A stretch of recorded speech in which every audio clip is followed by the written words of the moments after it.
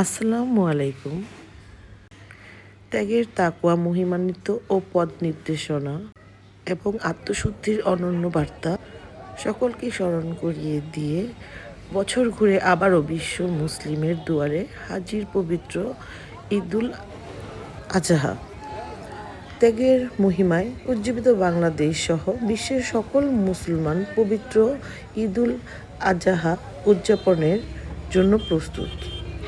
ইসলামের মহিমান্বিত এই উৎসব শুধু একটি আনন্দ উৎসবই নয়, বরং তা স্রষ্টার প্রতি গভীর বিশ্বাস, আত্মনিবেদন এবং ত্যাগের এক চিরন্তন বার্তা বহন করে। মহান আল্লাহর সন্তুষ্টির উদ্দেশ্যে হজরত ইব্রাহিম আলাইহিসসালাম এর অটল ঈমান, নিঃশর্ত অনুগত্য এবং সর্বোচ্চ আত্মত্যাগের উজ্জ্বল দৃষ্টান্ত। এই দিবসকে বিশ্ব মুসলিমের উম্মাহর কাছে মহিমান্বিত এবং গভীর তাৎপর্যপূর্ণ করে তুলেছে। এই পবিত্র ঈদুল আজহায় আল্লাহর দরবারে প্রার্থনা করি তিনি যেন আমাদের এই ত্যাগ কবুল করেন এবং এই ত্যাগের মাসে যে কুরবানি করে থাকি আমরা, সেই কুরবানির কিছু ভিডিও ক্লিপ এখানে ধারণ করা হয়েছে। তো এই হচ্ছে ময়মনসিংহ জয় বাংলা খরিচার হাট। এখানে ছোট বড় অনেক ধরনের গরু ছিল, যা কিনা কুরবানির জন্য এই হাট বসেছে। তো এখানে বিভিন্ন ধরনের বিভিন্ন দামের গরু আছে। আল্লাহ যার রিজিকে যেটা লেখছে সে সেটাই নেবে, ঘুরে ফিরে ওইটা কিনতেই হবে আল্লাহ যেটা রিজিকে রেখেছে। এখানে অনেক ছোট ছোট গরুগুলাও ছিল, বেশিরভাগ এই সাইজের গরুগুলাও অনেকেই বেশি খুঁজে, আর বড়গুলা ছিল সব সামনের দিকে। আর এটা হচ্ছে হাটের পিছন দিক, পিছনে সব ছোট গরু ভাগ করা ছিল।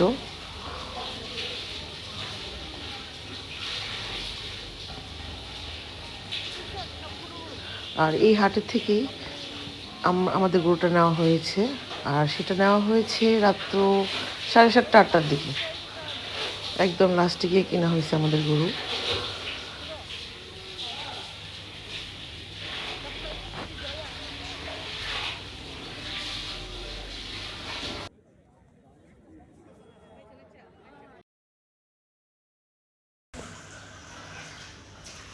আর কুরবানির আনন্দই হচ্ছে হাটে যাওয়া, গরু কেনা,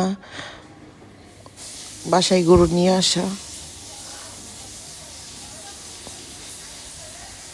সকল মানুষের একই আনন্দ যে কুরবানির গরু দেখা। আর আমাদের বাসার সামনে একটু পর পর একটা করে গাড়ি আসে, আর আমরা দৌড়ে বারান্দায় যাই গরু দেখতে। এই যে কয়েকদিন 4-5টা দিন ধরে এরকম, মানে ঈদের পরের দিন থেকে একদম নিরিবিলি হয়ে যাবে। আর এখন যে একটা সবাই ছুটিতে আসছে, সবাই গরু কেনাকাটি, একটা করে গরু আসে, একটা জমজমাট অন্যরকম।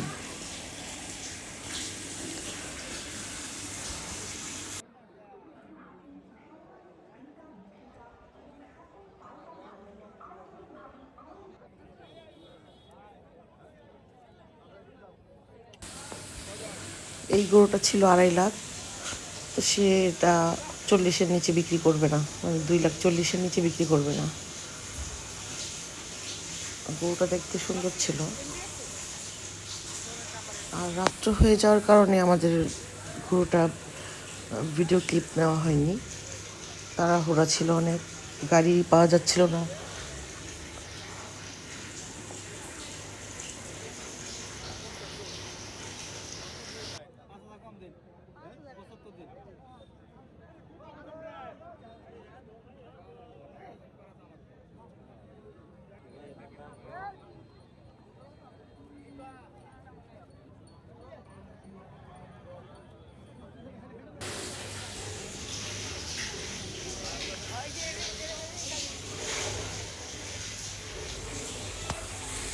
আর এখানে 2টা গরু ছিল।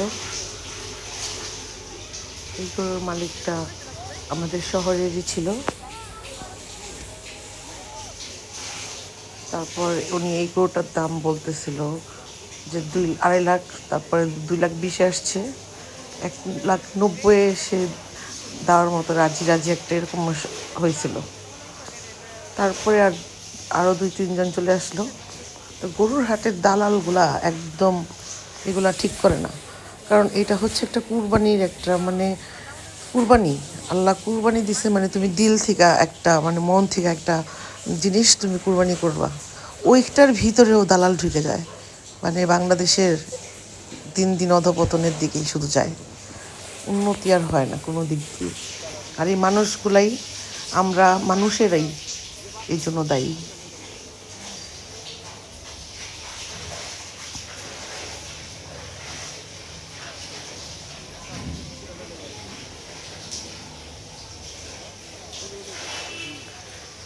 এই গরুটা ছিল 2,85,000, 1,85,000। গরু ছিল অনেক।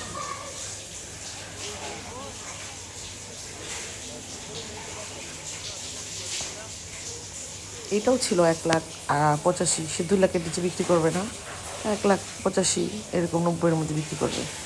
আর এই যে গরুর তুলনায় হাটে মানুষই বেশি।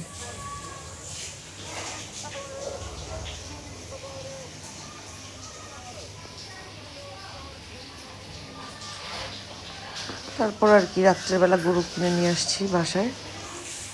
এই যে আমাদের গরু। ভিডিওটা ছিল একদিন পর, একদিনই গরুটা একদম ভালো মতো খাইতেছিল না, একদিনের মধ্যেই গরুটা একদম শুকায় গেছে এরকম মনে হইতেছিল, কারণ যখন কিনছি একটা নুদুস নুদুস ছিল গরুটা।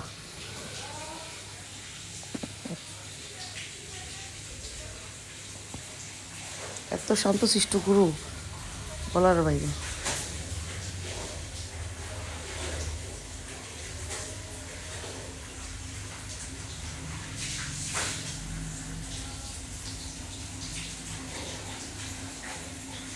আমার জায়গা থাকলে আমি এরকম একটা গরু কিনে রেখে দিতাম আমার বাসায়, এত ভালো গরু। তো এই পর্যন্ত ছিল ভিডিও। সবাইকে আসসালামু আলাইকুম, খুদা হাফেজ।